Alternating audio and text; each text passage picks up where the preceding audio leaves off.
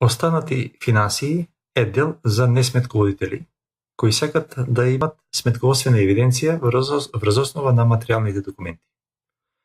Со секој документ, влезен или излезен, кој се внесува на некоја фирма, се автоматски се формира задолжување или одобрување во останати финансии. Например, излезот на Термопласт ЛТД во останати финансии ќе бараме, можеме да го бараме Термопласт ЛТД, се гледа од десна страна неговата картица. И има задолжување по тој документ 1062 денари. Кој ќе плати?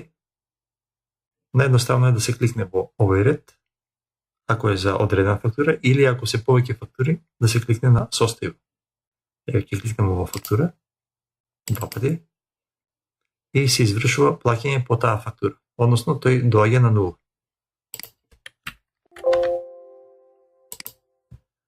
Или можеме да кликнеме на состојба, плаќање. Или ако е платен дел, двоен клик, еве платено 800 денари, уште 262 денари има врска. Можеме ова картица да си ја печатиме, да му пратиме на мејл или автоматски да се прати на мејл ако имаме мејл за него дефинирано. Се прави PDF файл и веднаш му се праќа картицата. Да го избришеме ова. Значи ова е многу едноставен дел за едноставни финансии. Веднаш може да се гледат неплатените обврски по барување.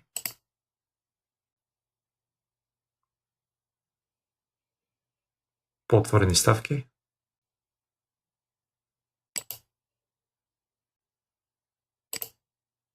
Кумулативно. Има и готовински дел.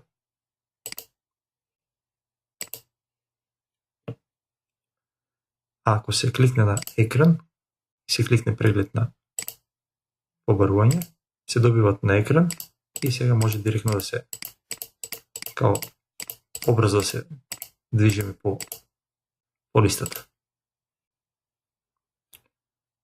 Многу едноставна евиденција. Овде е проширено со материјали кои се испратени на одредена фирма. Еве, например, ќе избереме Think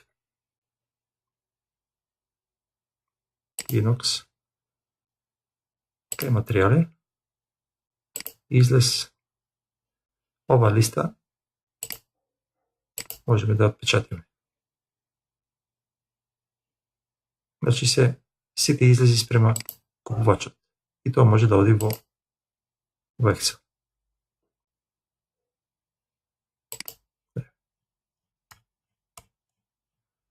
Додадени се полиња за полесно филтрирање.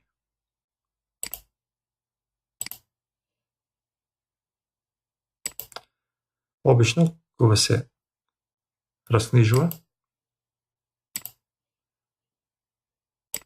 во директни задолжувања, во директни финансии ги имаме кумулативите и може да си спроведеме по изводот како ни се кумулативите. Еве, на 9.6 имаме 36.108 прилив.